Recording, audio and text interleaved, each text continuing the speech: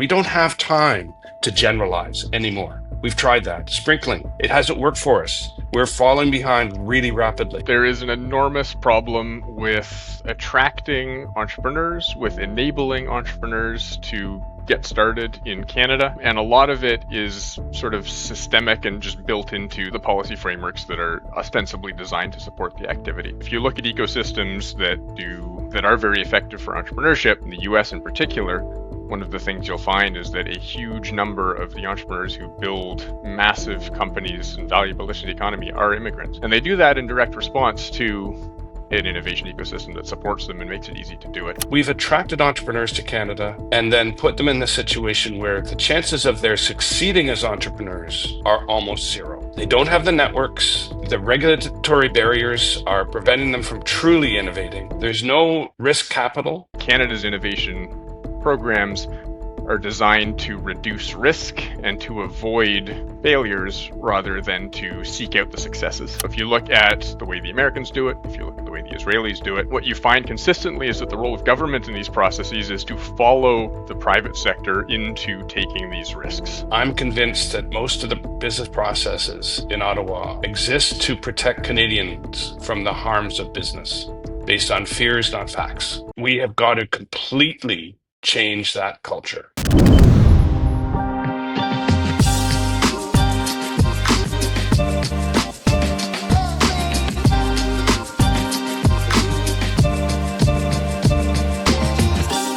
Hello and welcome to another Catalyst Canada Roundtable. Today we're honored to be joined by two remarkable voices who bring first-hand experience and deep insight into the challenges and opportunities facing Canada's innovation ecosystem. Senator Colin Deacon and Dr. Kyle Briggs. Kyle is a biophysicist, entrepreneur, and a Vanier scholar. He holds a PhD from University of Ottawa and spent over a decade in academic research before co-founding and leading Northern Nanopore Instruments, a nanotech company spun out of his lab and recently acquired. Today, Kyle is a respected voice in Canada's startup and research commercialization community, advising early-stage companies and writing widely read commentary on Canadian innovation policy.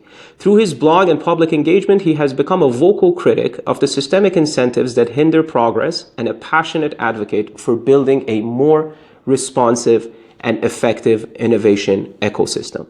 Colin was appointed to the Senate in 2018 as an independent senator representing Nova Scotia, following a successful career as an entrepreneur and social innovator. He founded Blue Light Analytics, a health tech company that commercialized new dental technologies around the world, and previously served as CEO of Spellread, one of Atlantic Canada's fastest growing companies at the time.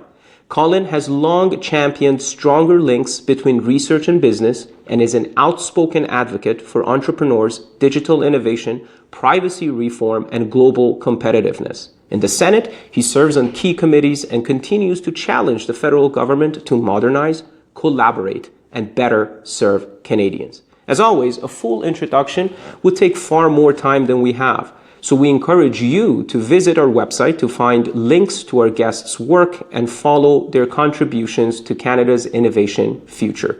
Gentlemen, thank you both for being here and for your continued leadership. To begin, I'd like to put forward a proposition for discussion. Innovation is essential for long-term economic prosperity, and entrepreneurship is the engine that drives innovation. Yet, entrepreneurship in Canada is in alarming decline. Today, we have 50% fewer entrepreneurs than we did 20 years ago. We're also facing a succession tsunami, putting $1.5 trillion worth of SMEs at risk due to a lack of viable successor. And to make matters worse, we're in the middle of an existential trade war with what used to be our closest economic ally. Well, in this context, one would hope that immigration policy could step in to revitalize our entrepreneurial ecosystem. But in fact, it's doing the opposite. Only 0.2%, that's 0.2% of all economic immigration is currently dedicated to attracting entrepreneurs. And wait times exceed 40 months, which has effectively rendered Canada's startup visa program non-existent in the global competition for talent. So we're calling for reform and for a fresh, future-focused approach to economic immigration, one that prioritizes the attraction and retention of the entrepreneurs and investors who can help build a more prosperous, resilient, and bully-proof Canada. And now, keeping with our tradition of beginning in alphabetical order, I start with you, Kyle. What's your take on this proposition? So you're absolutely right. There is an enormous problem with attracting entrepreneurs, with enabling entrepreneurs to get started in Canada. And a lot of it is sort of systemic and just built into the policy, the policy frameworks that are ostensibly designed to support the activity. So as an example, I'm mentoring a company currently. They are a relative newcomer to Canada. They don't have PR yet, but they do have a great idea, a viable technology, and the willingness to do it, and a track record abroad of building companies and delivering these. This is a seasoned entrepreneur who has an idea, who's ready to go. And getting off the ground is going to require that he jump through all the hoops involved in getting PR before anyone will even touch him. This is someone who could be contributing immediately to Canada's economy as an entrepreneur, bringing in technologies from outside. And instead, we're just putting up these artificial barriers. And he's going through them. He's going to jump through the hoops and get it done. But the time delay involved in doing this is just sort of a ball and chain that's slowing down the process. And this is a story that repeats again and again and again. And yeah, this is a core reason of why I think we are seeing these problems. If you look at ecosystems that are very effective for entrepreneurship, in the US in particular, one of the things you'll find is that a huge number of the entrepreneurs who build massive companies and valuable addition to the economy are immigrants. And are coming from outside the country, bringing their technologies in, bringing their ideas in. And they do that in direct response to an innovation ecosystem that supports them and makes it easy to do it. If you look at the report that Senator Deacon put out a while ago on federalist supports for innovation, the finding was that if you look at the American ecosystem, you find Canadian entrepreneurs going there to start their companies. And it's not a question of culture, it's not a question of risk-taking, it's the fact that building a company is hard, and anybody who has an idea and wants to do it is going to go wherever makes it easiest to do it. And Canada really needs to get its act together in terms of making Canada the place that is the easiest to make this thing happen and to get it off the ground. Perfect. Colin, what's your take on the proposition? Do you think these are artificial barriers, as Kyle is saying? Do you think we need more entrepreneurs, we need more money, we need more innovation? Kyle said it so well. Artificial barriers. I've been in Ottawa for 7 years now, and I'm convinced that most of the business processes in Ottawa exist to protect Canadians from the harms of business, based on fears, not facts. And we have got to completely change that culture. Canadian entrepreneurs and innovators are better at solving our big, hairy problems in this country than any public servants ever could be, because they're not living on the front lines. They're not willing to take the risks that are necessary to make sustainable changes in how we do things. And so we don't need to protect Canadians from entrepreneurs. I'm not saying we deregulate, not for a second. But what we need to do is put conditions for success in place that say, we want you to help. We're going to hold you to account based on delivering solutions that are effective and cost efficient. But when that happens, we're going to help you scale those solutions to help solve Canadian problems. So then to put it in the light of what your focus is, we've got to look at immigration the same way. Why are we attracting Canadians to Canada and not putting conditions for success in place? Why do we think that a long, complicated, drawn-out process with lots of hurdles is more effective at ensuring that Canadians have the sorts of immigrants who can build our country than one that is very streamlined, focused, has effective due diligence for sure, but that is getting done in a timely manner and in a focused manner that's strategic. And I'll give you a couple of examples. We've attracted entrepreneurs to Canada and then put them in the situation where the chances of their succeeding as entrepreneurs are almost zero. They don't have the networks. The regulatory barriers are preventing them from truly innovating. There's no risk capital to speak of because there's our taxation and other systems are not set up to encourage risk capital to be deployed in this country. And you're sitting there with them looking at an option south of the border and saying, this doesn't make any sense. I now can move there from Canada. I think it's better that I just go build there. And this is happening too often. We should be identifying entrepreneurs that are world leading in sectors that we care a lot about, that we are determined to be world class in. We should attract them to Canada and make sure that the regulatory structures in place are adjusting to the realities of the modern world and new knowledge that we have, and are regulating based on fact, not fear. And then we've got to make sure that we have the pools of investment capital that, based on their ability to achieve at a world-class level, come in and support them at a world-class level. But right now we're putting out $4 billion a year through innovation, science, and economic development. I don't know if it may be back to Industry Canada now, based on what I saw yesterday, where we don't put key performance indicators in place that relate to any of these factors.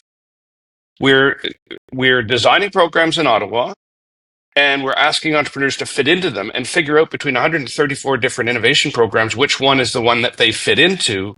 And if they don't really fit into it, we'll just adjust. And that's not helping. So put those $4 billion into a separate type of structure that is levering private sector due diligence, private sector capital, and coming in as a co-investor and helping to accelerate the success of these individuals that we've attracted to our country and not treated with the respect that I think every entrepreneur deserves. And if you're going to take a risk, Canada's going to help you try and succeed versus put barriers and speed bumps in the way. But there's a hair trigger on this issue for both Kyle and me, and so you got to ask me to stop because I'm going to just keep rolling. No, this is perfect. I mean, like, there was a lot. So let's unpack here. One of the things is the systemic issue, right? No KPIs. And I read in Kyle's blog when they were doing Shred and IRAP reform, Kyle was saying, hey, why aren't you consulting us? Right. And Yeah. I thought I read, correct me if I'm wrong, Kyle, but I read something around the lines that you're calling out for people who were actually consulted and you were asking them to come forward and say we were consulted. We're saying the same thing in the realm of immigration, right? Billions of our tax dollars going to government. And I'm not questioning the good faith and the dedication of the personnel that is there. So let's just put that on the table and make sure we're not talking about the system's not working. Exactly. The system. I argue the system is not working for us, the Canadians, right? We're funding the system, and then we're being excluded. So this is a systemic problem. I think that goes to the root of the democracy, and it's consistent among all themes, whether it's innovation policy, whether it's immigration policy.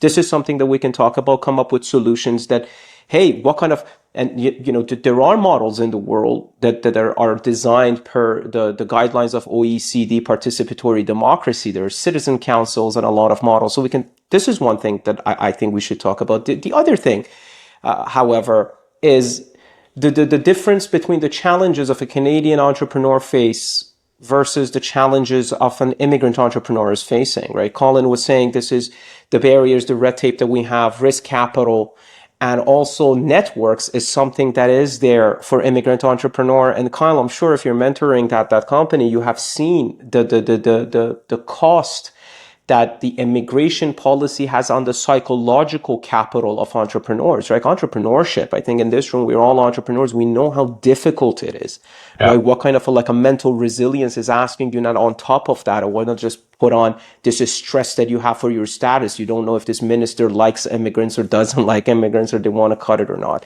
So Kyle, my question to you was, why do you think, let's put immigration on the side for a second.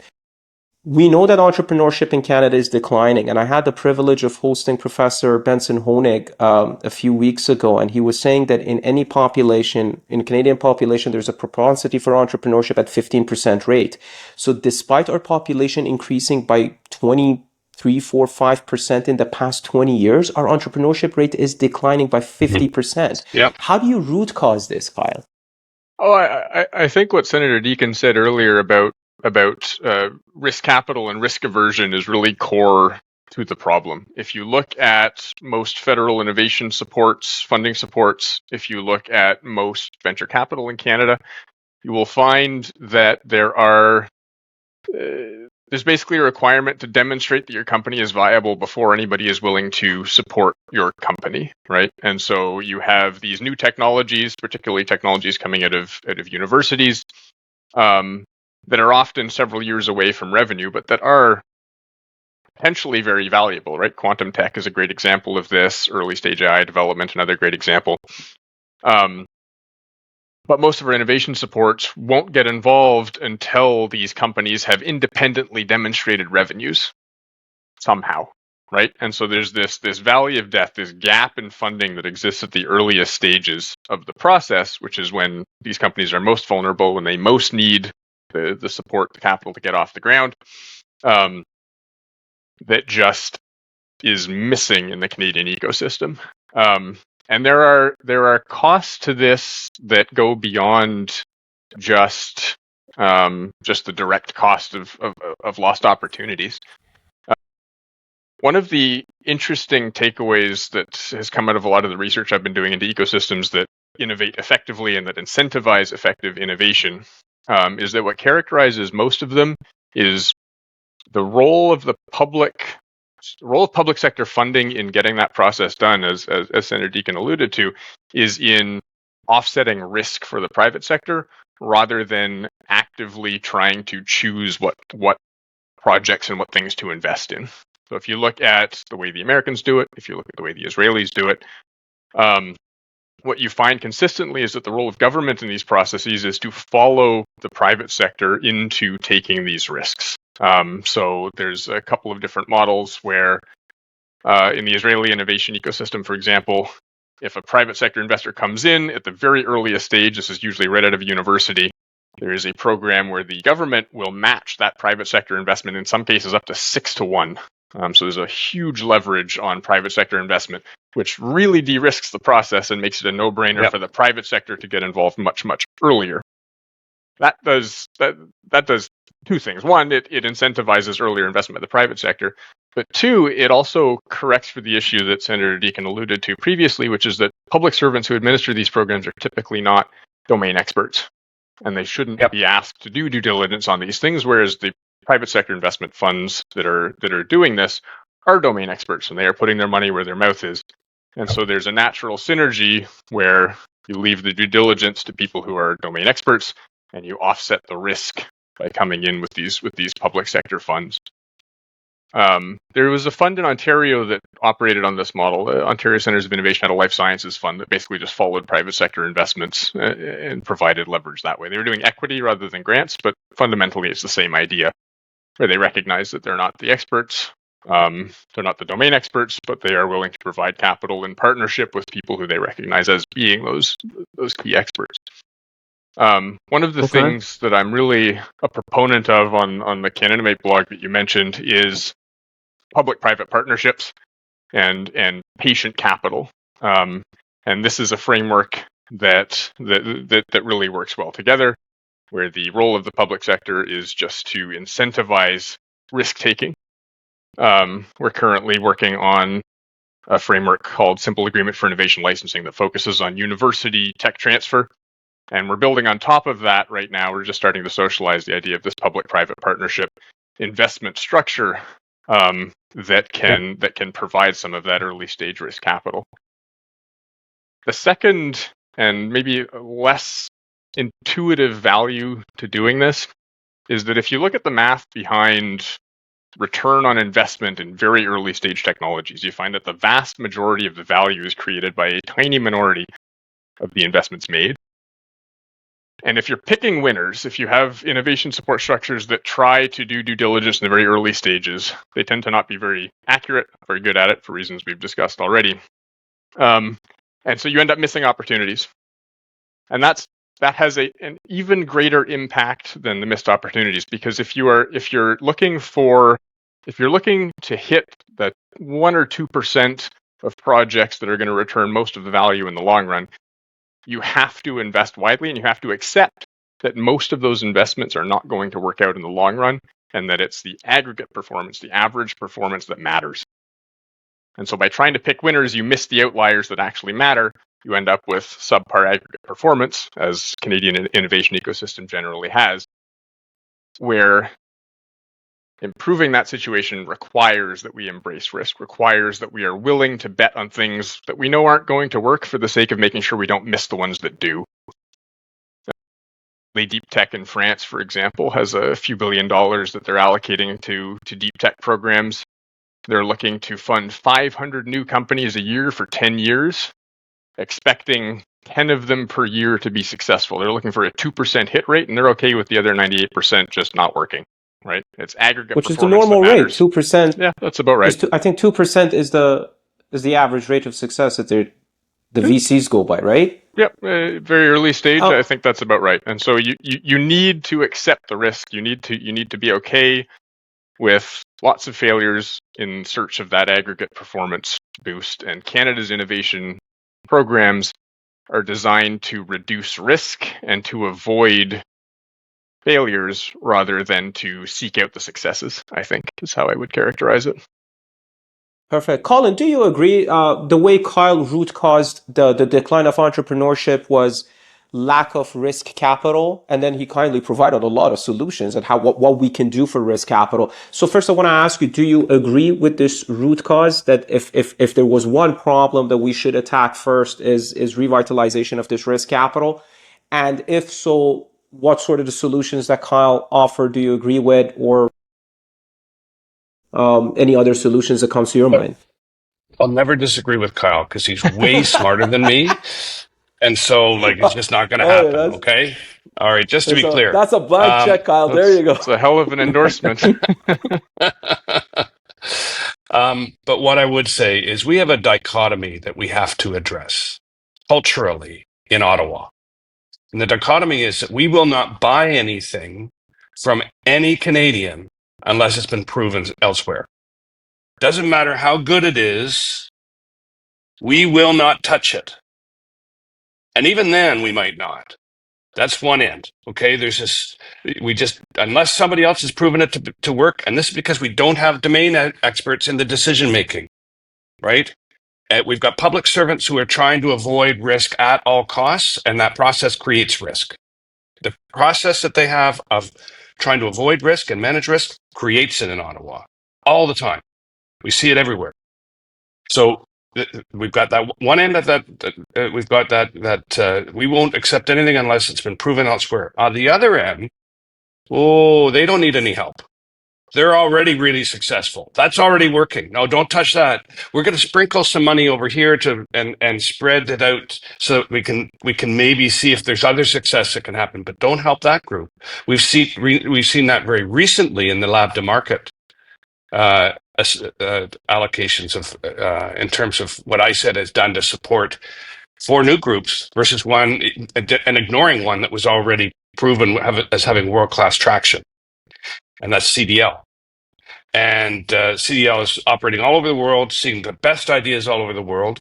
But we're not scaling that evidence-based, that fact-based, that domain expertise-based model into how we're making decisions and how we're allocating risk capital in any way, shape, or form. So I'm not saying that's the only option, but I'm just saying it's a characteristic that I see over and over again.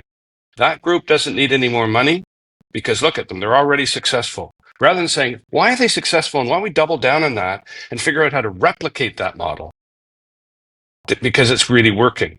And what's important about that model as well is it's dealing with something which we are appallingly bad at. And I want Kyle to get to his sale and other mechanisms, the sale agreement. But what I find most upsetting is we are investing enormous amounts of money through our universities. I started working with the granting councils for the Medical Research Council over 30 years ago. Now the Canadian Institutes for Health Research. Our granting councils and others put about $4 billion or $8 billion a year into our universities. Sorry.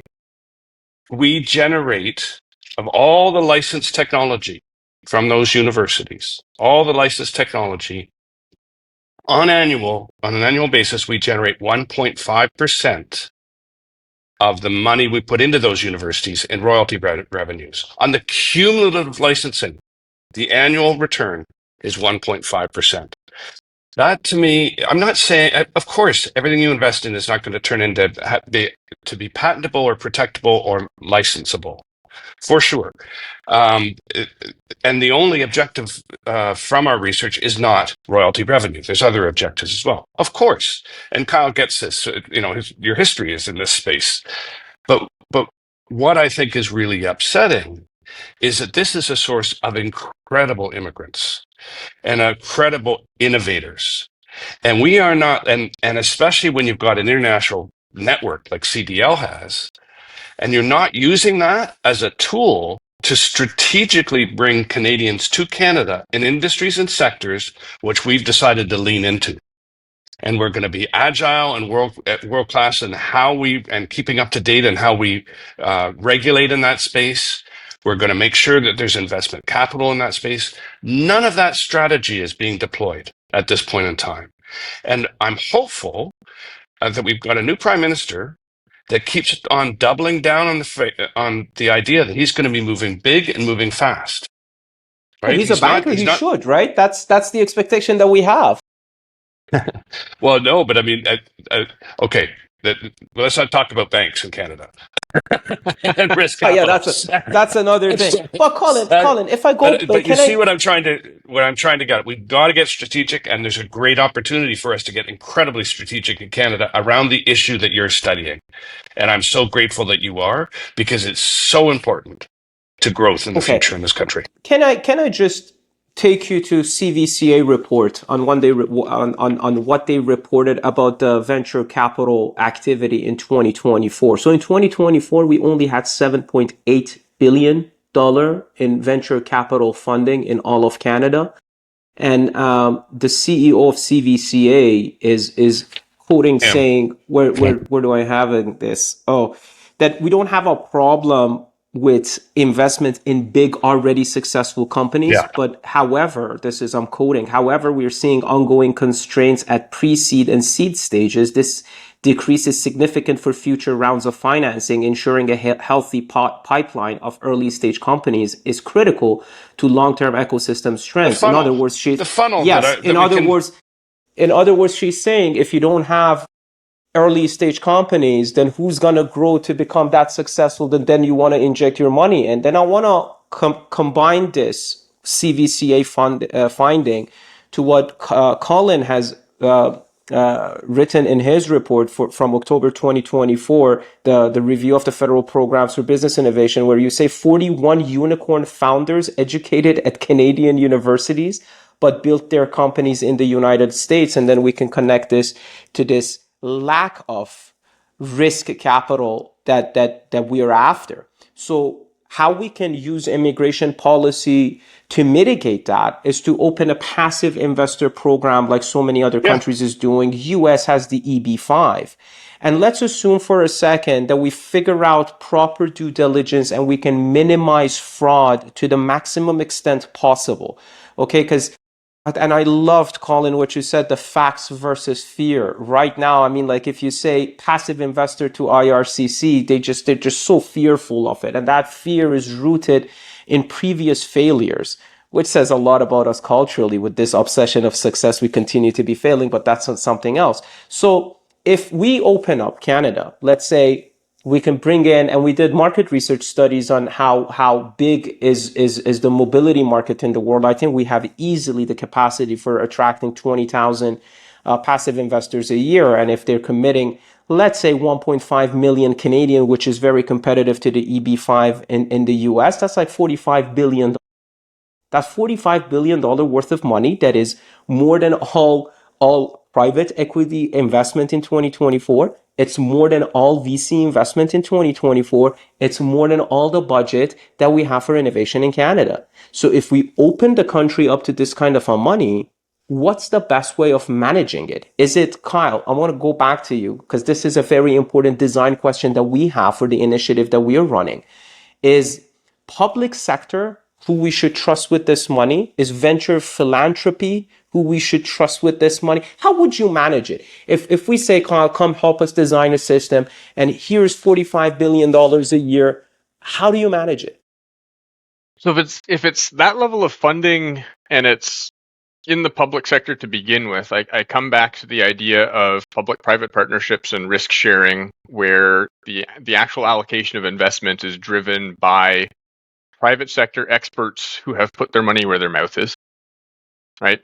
If an early stage VC is doing their due diligence and putting up their own money and saying, yes, this company is worth giving a shot, recognizing that there's about a 2% chance of success, then the public sector should not be second guessing that assessment, not having that domain expertise, But that Kyle, specialization. I'm sorry, can I interrupt you? What are you going to do with that cultural problem? Because we are seeing right now that VCs are not so much interested in funding early stage companies. So if I adopt your model and I say, hey, VCs, go find early stage, they're culturally against investing. They're so obsessed with picking winners that they don't end up actually picking winners. So Can I just dive in for a second, that? Kyle? Yeah, absolutely. There's a ton of really good accelerators in this country. We should be very much watching their key performance indicators that are taking the ideas of early innovators and starting to help them find that path with domain expertise, with business building expertise, and their own personal investment, helping them to find that path to getting to get a prototype, to start to test that in the market and start to develop a product market fit, get your early sales. They're willing to work in that space. That's different than a VC. And really, that early incubation is something we have in Canada already. There's a number of really good ones, but they're being starved, absolutely starved. And so and when they're really good, we don't give money to those ones. We give money to all the other ones that aren't doing so well because their methods aren't working, and we try and sprinkle a little bit of money around and balance it out, rather than leaning into what's working and what has the key performance indicators that can drive that growth. So we have a mechanism for managing the model that Kyle's putting forward. Sorry, I'll stop, Kyle. I just a hair trigger. Sorry.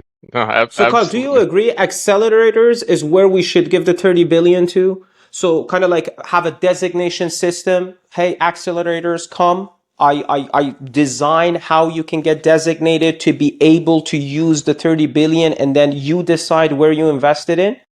Do you think that's a good model? Do you think we have the capacity? I think it's a key component of it, certainly. There's plenty of proof that a well-run accelerator incubator program can be the basis for transformational innovation ecosystems, right? There's any number of examples in the US of these things.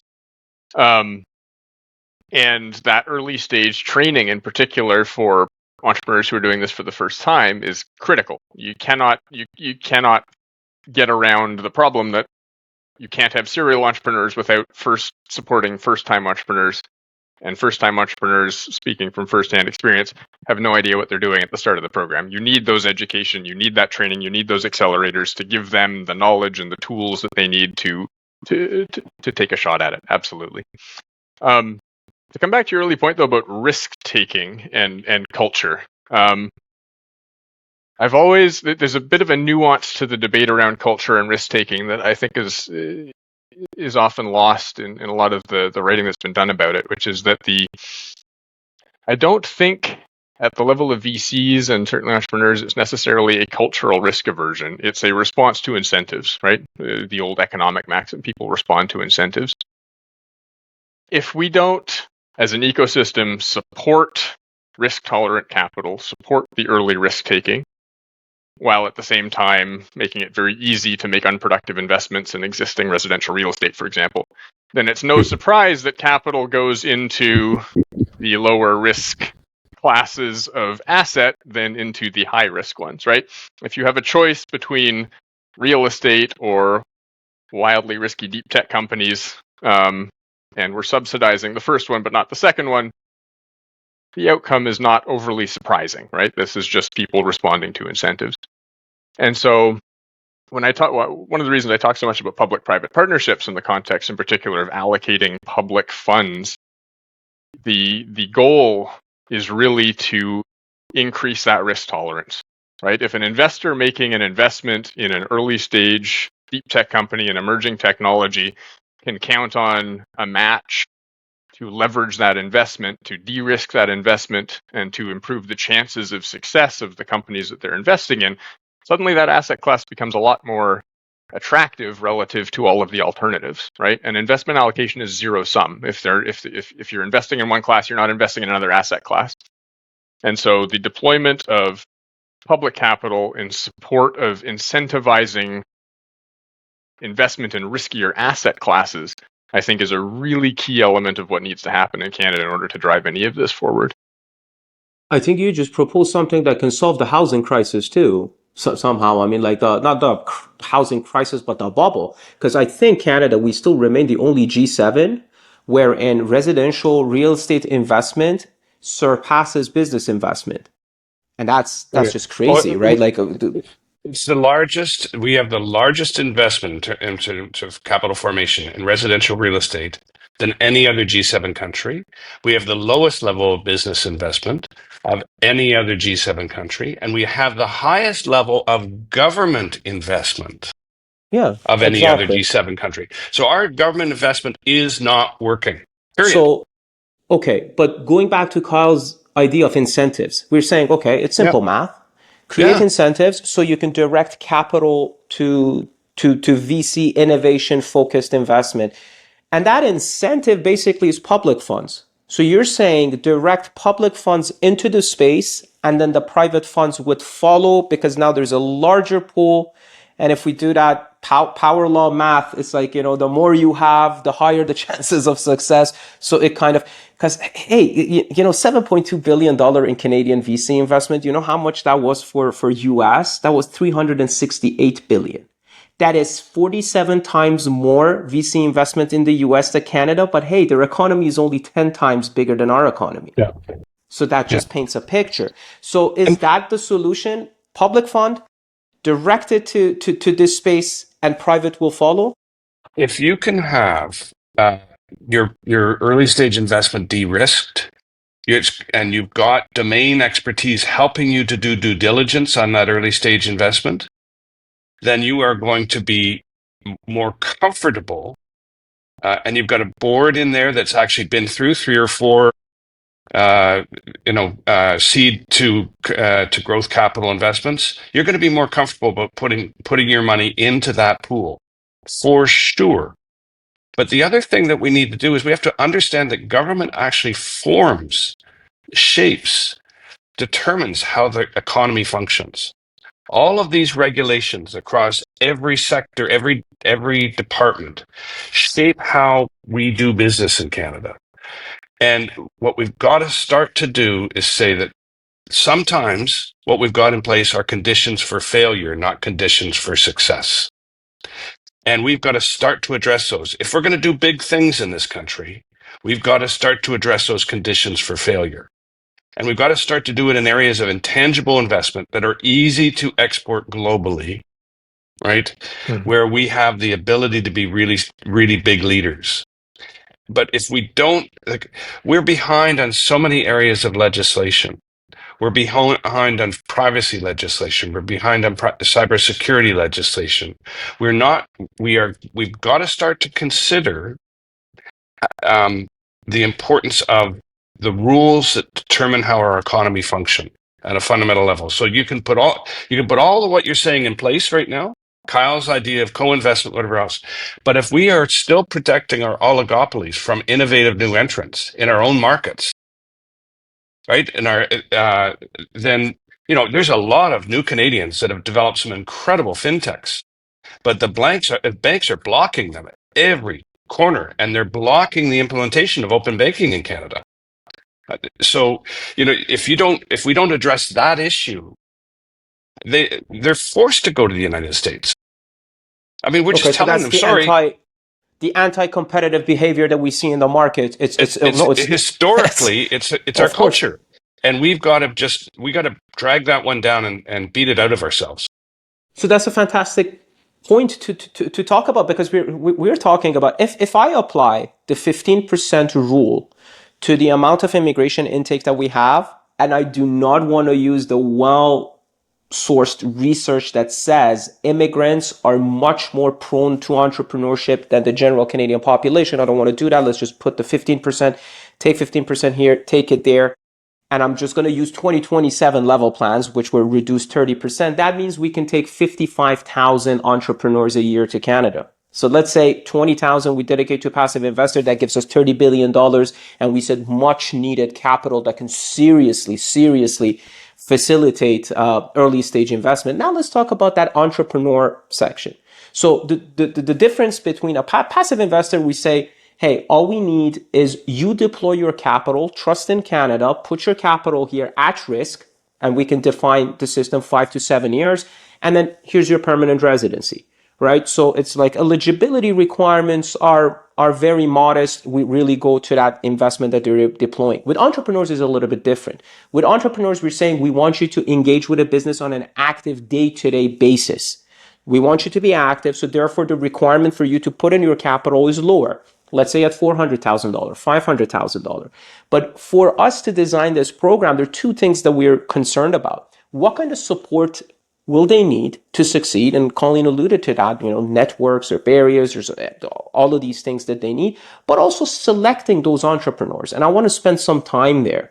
What kind of entrepreneurs do we have to select for Canada? So one of them is their personal profile. And Kyle, please tell me about what your thoughts are on the personal profile of the entrepreneur that we're selecting, and also the business profile. Can we be agnostic? Whatever business that you're bringing, or whatever business you want to buy in Canada, you're more than welcome to, or just we want to focus it to certain sectors and certain areas? That's a good question. I think that one of the luxuries or bonuses of using immigration to drive specific economic outcomes is that you can select for people with a particular set of skills, particular background, as opposed to training them sort of from scratch, the ground up, as you would for someone who was born here. One of the things that Canada generally lacks in their ecosystem, and to come back to Senator Deacon's point about network, is serial entrepreneurs, is skilled operators who have built and scaled companies, who have scaled global companies, who have exported. The importance of mentorship and experienced operators cannot be overstated in terms of the value that they bring to an ecosystem. If you look at successful ecosystems, probably the only example off the top of my head in Canada specifically is the Waterloo technology ecosystem, where they've actually catalyzed and built quite a successful technology ecosystem.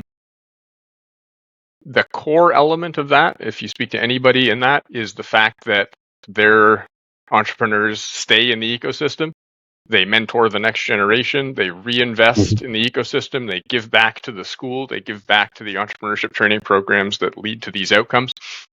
You get this virtuous cycle of the previously exited generation of entrepreneurs is willing to share their stories and scar tissue with the next generation in the hopes of paving the way and making it easier. You need that cycle.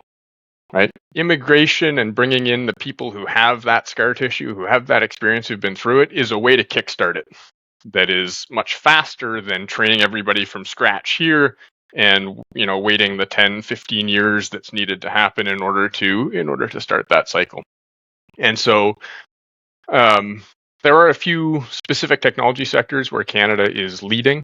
In deep tech in particular, quantum is one of them. AI, at least on the research side, maybe not so much the execution side, it has been another historically. And so you can certainly focus on reinforcing strengths, as Senator Deacon has mentioned in a couple of other contexts. But I really think it's the firsthand experience and the willingness to mentor and willingness to give back and contribute to that ecosystem that is the key advantage of being able to bring in somebody who has this business experience already. Okay, Colin, do you agree? Business experience, entrepreneurial experience should definitely be a selection criteria? I don't think it needs to be the selection. It needs to be a selection criteria. Yeah. Because there's a lot of people who are very much entrepreneurially inclined and very innovative that are coachable. And, they benefit from a really good network of mentors because they've got the receptivity. Some who are very entrepreneurially inclined and innovative are not coachable. They're going to have to make every failure themselves before and that's, you're going to see investors looking for that and saying, okay, I like the idea, but I don't know that I think we're going to be seeing too many problems before we get to success because of the coachability. So it's going to be an interesting balance. But what I would say is that for a program like this, I personally think it should be targeted on key sectors and key areas where we have the conditions for success in place, where we know we need to do a lot more, make a lot more investment in early stage seed through growth capital. But we know we need to do a better job while we get in place the formation of capital to really double down and make sure that, right now only 14% of the average VC closing in Canada comes from Canada. 2/3 of it comes from the United States, and then 20% from the rest of the world. So I mean, we're not hitting any part of that growth cycle at this point in time. Mm-hmm. So what you're proposing is a great idea to really start to fuel sectors and get ideas going and catalyze growth in a given sector that we are prioritizing. And we've got people looking for all the different speed bumps and say, how can we get this out of the way? Filling potholes in front of these businesses rhetorically, to make sure that the sector has the best chance of success. I think that's where we have to start, because Colin, there are areas where we are falling behind. What are some sectors? What are some sectors that come to your mind? I'm not the best to choose that. We're brainstorming. I think Quantum Canada has got the potential to be a global leader. Canada was a global philanthropist in AI. We invested in AI research and we gave it away to the world, rather than find ways to really strategically double down on what was a world-leading opportunity. We said, no, we've got to give this away. I mean, I know it wasn't a formal strategy, but it was the default, by default, the strategy, because we did nothing. We did nothing to protect our creation of the world-leading intellectual property. And at least Google said, thank you. I mean, they gave money to U of T and they said, thank you, formally. So, I mean, but that's outrageous. So that's why I'm saying we cannot do this without a strategic plan and strategic priority across the whole of government to make sure we capture the benefit. Sure. So it's not just injecting more people into the ecosystem. It's more people and more money. Than that. More people and more 100%. Money are two key ingredients, but they are not it. And if government is not reorienting, readjusting, retooling to make sure the conditions for success are in place, the money and the people can't do it. Well, they'll do it at a very low rate of success. There's another important thing. In our conversation, and because of your background, we have the tendency in this roundtable to kind of like have this implied focus on high-tech sectors where the businesses involve a lot of technical expertise like AI, deep tech, quantum, all of these things. But let's not forget that Canada has a succession tsunami. Mom and pop shops are going out of business. and the sons and daughters are in the US doing their own thing, and the businesses are going to die. So we need this stream for, let's say, non-innovative businesses that they just want to continue the businesses that exist and maybe just come up with, again, I'm using that non-innovative businesses. So the $1 million question becomes, if innovative, non-innovative, and for innovative, I want to have a different kind of a stream with a different kind of a selection criteria. And I want to put coachability there because coachability is significant if I'm doing innovative. But then again, the $1 million question is, what is innovation? How do I define innovation? Let me take you to start a visa program, and then Colin, tell me, and then Kyle, start a visa program. This is how it starts. We want people who are bringing innovative businesses that can create a lot of jobs, and then they can compete globally. Like, is innovation creating jobs? What is innovation? Colin. Innovation is doing anything differently. Innovation is a new way of painting of art on the wall that nobody's ever thought of before. I mean, innovation is just something new. It could involve new technology. It could involve a new business process. It could involve applying an existing technology to a whole new market segment. It's just innovation is just doing something new. And the best innovation occurs because there's somebody chomping at you, chasing you down the road, and going to bite you and take you down if you don't fix this problem and find a way to be better and faster and more customer centric. And we've got to start to look at our country this way right now, is that we are being chased down economically. Everybody wants what we've had and what we've taken for granted, our prosperity. Everybody wants it. We are being chased down the road by bears and wolves and lions. And if we do not start to realize that that's the situation we're in, we have to start to be very selective. So getting back to your point about the baby boomers, my generation looking to pass down their businesses, a lot of those businesses could benefit from injection of new ideas, a new way of doing things. For sure, it could be. But a lot of those businesses are they're among the walking dead.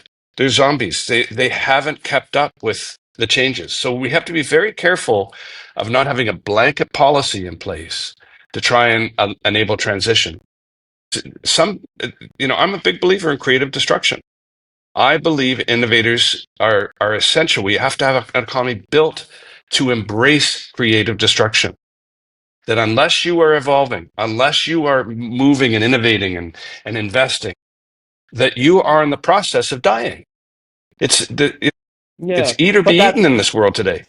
Yeah, but that comes directly opposed to that protectionism that we have. Creative destruction is just, that culture of fear, fact versus fear. So then again, that goes a little, again, to the culture that I think the only way to culture, because what is culture, right? What is culture? Culture is people. So bring in new people with new ideas that are innovative, and then culture slowly changes. So if you're a little bit more open and more supportive with immigration, I think that's a best way for, reshaping this culture. And this is where I like your idea, and I want to hand it back to you. But this is where I really like your idea of focusing on where the wealth is being created in the world. The wealth that's being created in the world is intangible. It's not tangible. It's intangible. So 90% of the world's wealth is in intangible assets: technology, data, IP. It's just so technological systems. We have got to, as a country, focus there. We don't have time to generalize anymore. We've tried that. Sprinkling. It hasn't worked for us. We're falling behind really rapidly. So what I like about your program is I would be highly targeted. I'd be very strategic and get going and start to demonstrate success. And then we can double with the intention of doubling down on that success. But let's get focused. Let's make sure the conditions for success are in place. And then when we start to achieve it, let's double and triple and quadruple down on it. Sorry, back to you. I just Kyle, trigger. What about, of course. Kyle, what do you think about this idea of innovation? Because as a lawyer, I can tell you, like, I love Colin's idea about how he simplifies innovation, and I think it's simple in practice. But if I want to make it a legal definition against which I want to select people, it kind of becomes unworkable. So maybe instead of defining innovation, what are your thoughts about how I can measure innovation? And I want to go back to some of your blog that you wrote. You're saying, hey, is really revenue is a good, and I love what Colin is saying. Let's show success. But if I want to show success, first I have to be able to say how I'm measuring this success. So I've been bringing a lot of entrepreneurs to Canada. Kyle, help me. How am I measuring them? Am I measuring them against the revenue? Am I measuring them against the number of full-time employment created? Am I measuring them against IP? How do I measure them to show that success? So this is a core problem with most, I would say, innovation supports in Canada, which is that the metrics that we use are not really correlated with the target outcomes. The answer to this question is, in some sense, sector specific, right? You can't use the same KPIs to measure the mom and pop shop as you do a deep tech company, right? They're fundamentally different things. But where emerging technologies are concerned, and what I've seen time and again in my own engagement with innovation supports, is that we're primarily looking at job creation, and I mean short-term job creation, like jobs created now or over the next year, and revenues over that same kind of time frame. And when you're looking at an entrepreneurial process, especially one that involves a new technology, the actual impact, the full potential impact of these things are typically delayed from the point where support is required by years. 10 years is not unreasonable time frame for bringing a new technology to market, for fundamentally changing. Like I love the way Senator Deacon framed Especially innovation. a hard tech. Yeah, especially. But like I love the way that you framed innovation as like a shift in perspective, right? Bringing a new perspective to something. Bringing a new perspective often takes years, and demonstrating that perspective has merit often takes years.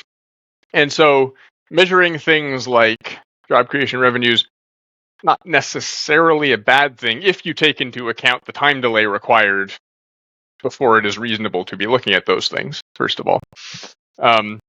And so I would try to reorient innovation support frameworks to prescribe the long-term target outcome, and then in a sector-specific way to build in progress metrics towards that outcome without necessarily making those metrics the be-all and end-all of it, right? If you look at deep tech companies, it doesn't make sense to look at revenues in the first 2 years.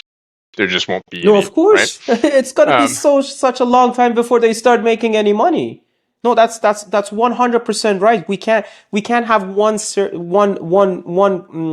KPIs for every sector, especially with mom and pop, right? The mom and pop shop. So here's the thing. Mom and pop shop regular businesses, the way I'm measuring the success of the program, I say deploying your active business investment. So, hey, Mr. or Mrs. Entrepreneur, if you're coming to Canada and you're deploying the amount of money that you promised me into this business, and you can show me that it was active business, so you didn't go out, buy passive real estate for your business and say, hey, here's my $400,000, you just bought a car.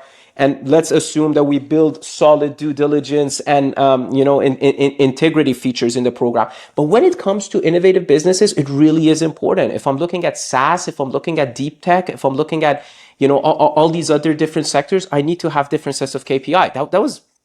That was great. Colin, what are your thoughts on that?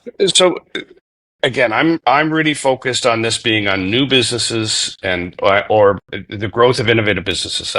That's where I really think this idea has the greatest value for now. Doesn't mean we don't grow it once we get some early success. But for now, where I'd be focused is on a very simple measure, and that is equity value created. Because when you're in building a business from an idea, right, from a piece of IP, equity value in a global investment market is an indicator of global competitiveness like no other. Because you don't get it unless you've got sector-specific expertise that's analyzing the technology. You don't get it unless you've got globally sophisticated investors saying, "Yeah, this is something I'm willing to bet on." This is a team I'm willing to bet on. So equity value created is a very targeted measure. I get so mad about job creation numbers because job creation numbers, it isn't about what's sustainable. I can now go and tout that I created 75 jobs in my neighborhood or whatever. Will those jobs be there a year from now? But if you're creating equity value, that equity value draws in more investment, right? It draws in more expertise. It broadens your network, right? It gives you access to global markets. So it's just, for me, I would be focused very, very specifically because you're talking about equity investment as a starting point for this process. Okay, is that equity investment growing opportunities in Canada over time? Yeah, That's but where then I'd be we need focused. Kyle, you were saying something. I'd just say I would agree with that. That's an excellent progress metric that you can apply at the level of individual companies, right? If you can follow the growth of the equity through the private portion of that company's life cycle, that is a good indicator because it's third-party validation, it's market validation that this thing is growing, this thing is contributing. But we need a model to keep track of that, right? I think the devil is in the A very details, easy right? thing to keep track of. It's Yeah. a very easy thing to keep track of. Yeah, every company knows what their cap table looks like. Yeah, it's much easier to keep track of than anything else, to be honest, because as generally speaking, there's not multiple transactions in a year that affect the cap table in a big way. Yeah, that's relatively low overhead and easy to collect, certainly. The flip side of it is that there's ecosystem level metrics that are really important to capture in the longer term. So the example I like to use for this is, go ahead, Senator Deacon. I'm gonna have to bail. I just see we just hit the hour. Okay, You guys perfect. can keep going, but I'm gonna have to bail. I'm gonna bother Kyle for a few more minutes, but any last thought that you have for us about what we're doing, how you can help, Anything that's worth contributing, you've already drained right out of me. Yeah. Okay, perfect. Thank you very much. Listen, That's it. but I have to Thank say you that very it's much. a great conversation, great initiative. Listen to this guy, Kyle. He's done the research, he's got the experience, and he's got the intellectual power to analyze all of that and come up with good ideas. And I've got a lot of time for him. So you got the right guy there. Perfect. Thanks so much. Thank you very, very much, Senator. Enjoy the rest of your day, and I thank you again for your time. Very glad to be here. Cheers. Always Goodbye. Great. Bye-bye. Okay, Kyle. So you were talking about ecosystem metrics. So one metric was track equity value, and that. Okay, continue with the ecosystem metrics. Yeah. So the example I like to use is Estonia. So you've probably heard of Skype. Yeah. That was an Estonian company once upon a time. That company was sold to Microsoft a few years ago for, I don't remember the exact number, something in the ballpark of $5 billion. It was, I think, the biggest acquisition that the Estonian ecosystem had seen. That was the catalyst for a massive wave of innovation and digitization as the founders took their cash and reinvested it. They became angel investors. A few of them went on to found other companies. And there's been a few studies on this, but you can track a. Oh, are we back? Yes. You're back. Can you hear me? Yes, I can. Okay, so you can track a huge amount of the innovation ecosystem in Estonia directly back to that Skype acquisition, right? The positive spillovers of that event, the reinvestment, the retention of people that went on to found other companies, who went on to found other companies. There's this cascade of positive spillovers that arise from something like that. And so the lesson here, I think, that's important at the level of ecosystem is to track not necessarily just metrics of company performance, but also to track the long-term trajectory of the individuals involved in those companies, right? Someone has a big successful exit in Canada. Do they stay in Canada after that? Do they invest? Do they continue to invest in the ecosystem? Do they found other companies, right? Because all of these are positive spillovers and value creation that isn't captured on a cap table, right? That isn't captured by VC investment, that certainly isn't captured in job creation or company revenue numbers, but that are of huge value to the country and to the ecosystem. we tend to like there's always this perennial sort of tension between innovation supports that are wary to get involved with scaling a company because they're afraid that that company will be sold and exit the country and the IP goes away and all of this. And that's a valid concern, certainly. But it's not necessarily a bad outcome if the positive spillovers arising from that event are, to the net benefit once you've subtracted off the support that went into that company that exited, right? And so there's some nuance to how we think about the long-term impact of these things that we need to get thoughtful about measuring positive spillovers and value creation, and looking at sort of this whole picture of the trajectory of a company and the trajectory of the individuals involved in that company when we're assessing value creation. And that's harder, no question. But that is data. 100%. 100%. The spillovers, what are they? How are we going to measure them? How are we keeping track of them? In what time span are we focused on measuring the positive spillovers? But let's go dig a little bit deeper into the easier one. If equity value is the metric that I want to stick with, my challenge with that is, but that is still a direct function of market forces. And if we're operating in the Canadian market, and they're more prone to invest in, the successful companies, not early stage, we tend to be more in favor of certain sectors and not necessarily something that can really revolutionize our economy like deep tech. But then I guess, so my question is this, cap table is still a function of all those forces that are not taking us where we are. So how is that a good measure? Well, you need to build in all of the supports that we talked about already, right? It's not enough to just say, well, let's measure the cap table and use that as a benchmark if we just continue the status quo with respect to all of the incentives that lead into what would drive growth in that cap table, right? So yes, in the current situation, Canada in aggregate is failing at innovation, I think it's fair to say. And if we just started measuring it without changing anything else, yeah, we would find that we are failing at innovation. But if we build in the support, if we bridge the valley of death with initiatives like SAIL, like these public-private risk-sharing partnerships, all that changes those market forces fundamentally. Sure. Right? So, but there are preconditions before we can put cap table as the metric of the success of this program. And those preconditions are, as you said, if the support is well structured, the selection is there, everything is there. So I know that the cap table is the best metric for this already selected, well supported cohort of startups, then cap table is a good idea. But before those preconditions are there, what do you think? How do you think we can measure the success of this proposed program? Because currently the Student Visa program, honestly, lacks that measurement so for the Minister of Immigration, so it can come out to the Canadian public and say, hey, this program is working and here's why. I'm not sure I follow in the sense that, like, in aggregate, most of these programs aren't working, and so any metric that we come up with right now is going to tell us that it's not working. Right? It's regardless of the package of metrics that you come up with to assess the value of these programs, if you want to then show that those are headed in the right direction, you will need to hit those preconditions. You will need to hit those changes to the ecosystem. Without that, okay, so I don't think it matters what the metrics are. Okay, so do we agree that if equity value was to be the only metric to measure success against, we need preconditions, and we do not have preconditions now?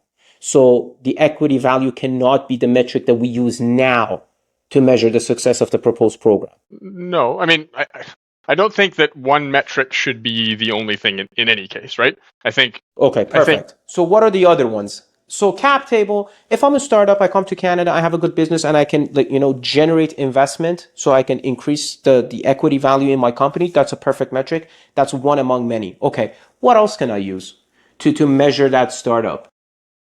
So looking at time-delayed changes, time-delayed impacts, right? So looking at CRA collects a huge amount of information, tax revenues paid, all of this stuff. Those start to make sense if you are willing to wait to invest now and wait 7 years before you start actually looking at those metrics, right? So that there is time for the research phase to get done, so that there's time for those numbers to start to build, right? So it's not necessarily that the metrics we're using now are wrong. It's that we're applying them on a time frame that doesn't make sense. If you invest in a deep tech company now, and you look at revenues now, you will see zero, and you will say, well, that investment was a complete failure because my revenue numbers are zero. Well, no, there's a time delay that these things need to respect. So that's perfect revenue, but depending on the sector. So you can have an expectation of earlier revenue if you're in a certain sector, but a delayed expectation for revenue if, let's say, you're in deep tech. Okay, so revenue is a good thing to have there.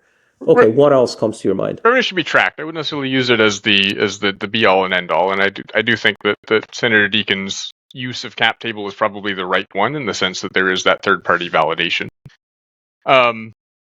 The flip side of it, I think, is it comes back to the individuals, and it's, yes, more challenging to measure, but it's something we need to get good at, right? It's following this investment after the long term, after there's been an outcome for this company. Is that individual investing in other companies? Are they mentoring other companies, right? There's a proposal by my co-author on the SAIL framework to look at a mentorship tax credit, right? If you're putting your time back in and supporting the next generation, supporting the ecosystem, there's a tax credit to it. As soon as you have that framework in place, you have data collection that naturally happens that CRA then has, right? These are metrics that could be correlated to it. CRA collects a huge amount of data on individuals and businesses that can be correlated to do this. It's not public data necessarily, but if this is internal assessment by the government, then that data is accessible and should be used. So that's like ecosystem contribution, which kind of presumes success. You want somebody not at all. No, okay, because that was my other question. What about continuity? You know, like in the world, you want to fail fast, so you want to do it again. You want to do it again. You want to build on that. So that's like in the fabric of entrepreneurship, right? Success doesn't come easy. So continuity, I think it's a good factor. Do you agree? Continuity is a good factor. People being willing to stay in the ecosystem and invest, but I strongly disagree with the assertion that the need to look at individuals presumes success. If you ask early stage VCs in particular, the profile of the founders they like to invest in, because it is very much a people-focused investment in the early stage, they will tell you that a failed former entrepreneur immediately gets a huge boost, right? Because they've been through it once. They made a bunch of mistakes. They're not going to make those same mistakes again, right? So I don't think success is a prerequisite for value necessarily. I think it's being able to demonstrate that you learned from the failure that is a much more important part of that. Because this idea of success, then again, how do you define success, right? Because like success is in the failure, as you said. Like I totally agree that past failures are actually a badge of honor because it sets you up for that success. But then again, I remember from your blog that you were saying this obsession with picking winners out of the fear of picking the losers is what really kind of like hinders that investment side of things. And we're not, and we kind of solve that, right, with this immigration program. If we can have a funnel of money, and then it's just a question of how do we want to manage that. But then managing that money, we have to build in some design elements that encourages risk taking, and that goes to your solution. But right now we're in a different realm when we're talking about a startup came to Canada through this immigration program, and we want to measure this startup to see if the program was able to kind of like show that it was successful. So there was the cap table, revenue, continuity, ecosystem, and continuity. I think the ecosystem contribution, like mentoring other people's, is already in that continuity, right? Like as far as that you are in the ecosystem, and then we can see that you are in the ecosystem, we can assume that you're contributing to the ecosystem. Right? It may not be through like a structured mentorship programs, but it may like having a coffee with a new, early stage company, right? Is there anything else that come to your mind that we can add to the list? Yeah. So where technology is concerned specifically, because this is where most of my efforts are focused. There's the idea of the technology readiness level. I don't know if you're familiar with this. Yeah, TRL, of course. Yeah. Okay. So TRL progression of technology portfolios, I think, is an important metric. There's some subjectivity to it. This is a self-reported thing, but showing that the technology is progressively being de-risked, that it's hitting technical milestones, all of this is a really important part of it. The other piece that I think is really important to look at that we don't do a very good job of looking at is access to intellectual property. So in a lot of cases, when we have research, we fund research. It generates an intellectual property portfolio that then becomes the basis for a company. The flow of control over that IP asset is something that's quite poorly documented currently. Licensing deals with universities are often under NDA, and so they're not public. Ownership transfer is public, but often control over IP happens through licensing rather than actual transfer of ownership. And so tracking who has access, who has control over IP assets that are coming out of funded research, I think is a really important one as well. So the existence of IP and also who has access to that IP, which the SAIL framework that you're currently working on, I think will do a fabulous job in, at least clarifying the access part. Yeah, so this metrics piece is one of the key parts of the SAIL framework. We actually build in data collection mandates into the contract specifically to be able to do this, right? And the point is to show progress towards maximal potential impact of that portfolio. But doing that, as we've discussed, involves some complexity in terms of how these things are measured. The cap table is core to it. We phrased it in the SAIL framework as the total value of money raised by people who have signed this contract, but it's the same idea, is tracking the cap table, showing that there is third-party validation, there's market validation, that these things are progressing. Perfect. And I think this. Oh yeah. Anything else? No, go ahead. Okay, because I think this is, especially with the TRL progression, something so obvious that we didn't talk about in the previous roundtables, and I think it's a fantastic thing to put it here. As you said, it's kind of like very subjective. How are you defining it? But it's good to see where you're going. If you came to Canada TRL 3, where are you now after 3 years, 4 years? It's kind of like has continuity embedded in it. Has that that entrepreneurialism embedded in it, and I think it's a very very effective metric to measure this.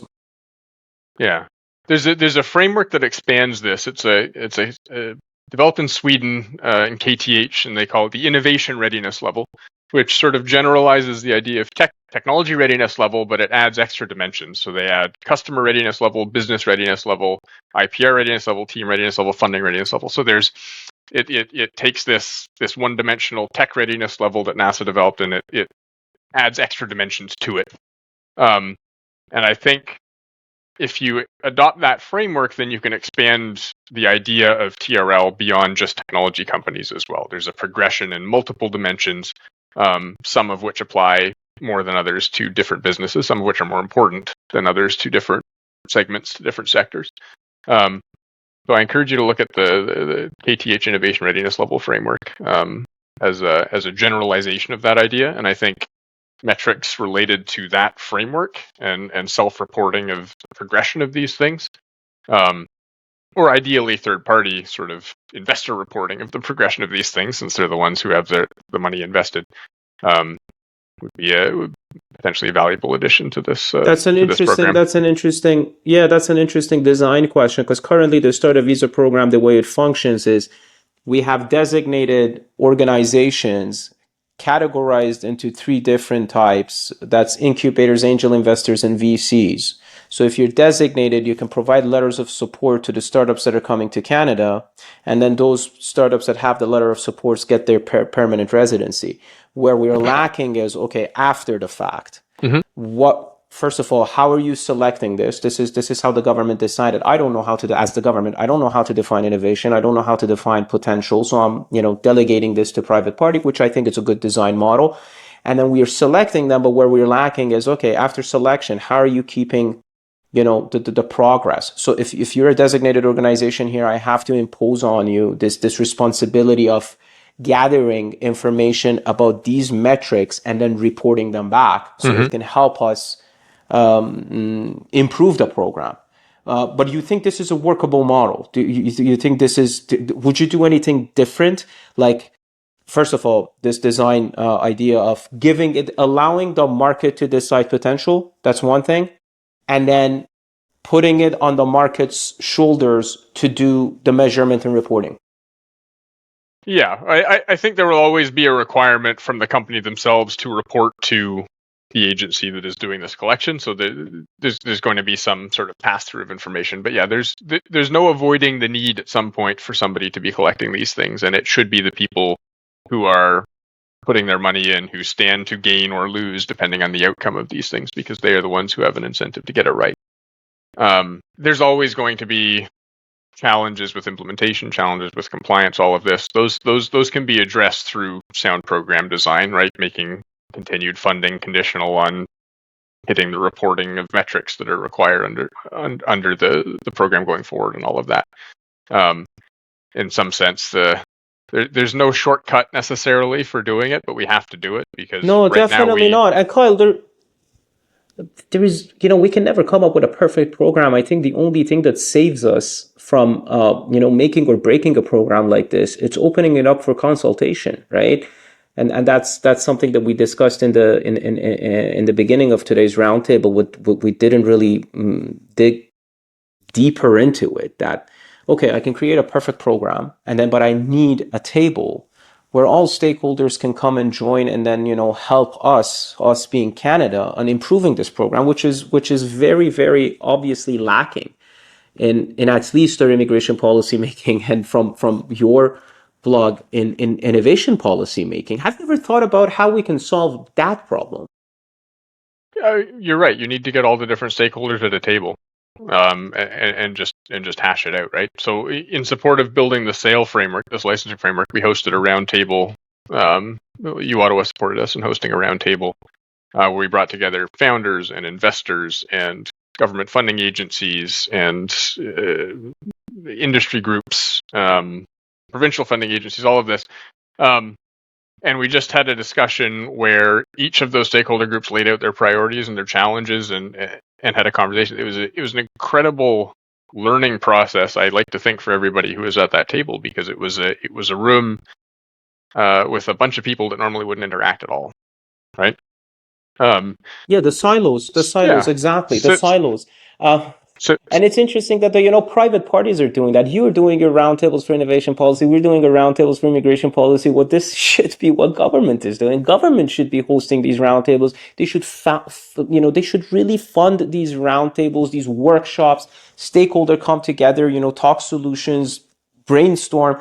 Because I think we have the talent. I don't think in Canada we have any shortage of wisdom and talent. It's just a question of we're not using it. yeah, So, I'd agree with that. I think we need to institutionalize this. There are good models, there are good international models that we can, institutionalize consultation with stakeholder consultation into policy making. If you're reforming Shred, you need to have stakeholders at the table. Otherwise, it's like I can't, as an entrepreneur, I'm like, it's like designing a product without going to the end user and saying what it is that you need. It's like, it's the fundamental failure. It's like I'm designing without knowing what the market wants. It's so obvious in essence, but not so obvious of how we can solve it. Well, institutionalization of that consultative status for civil society and stakeholders is one thing. And another, I guess, is just, us pushing like the way we are right now. I think in a lot of cases, the best policy development happens when bottom-up initiatives like SAIL and like these conversations that we're having meet top-down pushes for policy framework, right? And the role is different in the sense that where I've seen innovation policy frameworks in particular be very effective is when they prescribe target outcomes, but don't necessarily describe the path to getting to them. So the Bayh-Dole framework in the US for tech transfer, for example, basically laid out in the 80s the target outcome for publicly funded research, which was commercialization. And it laid out a set of conditions that universities had to meet if they were going to take ownership of intellectual property developed using public funds. And as long as they met them, then the details were left to the institutions to figure out. That framework is credited with a huge segment of America's technological dominance over the last 50 years or so. It was a key, like a pillar of their technological dominance. And it was responsible for what ended up being not quite standardizing, but getting pretty close to standardizing the process of commercializing technologies, right?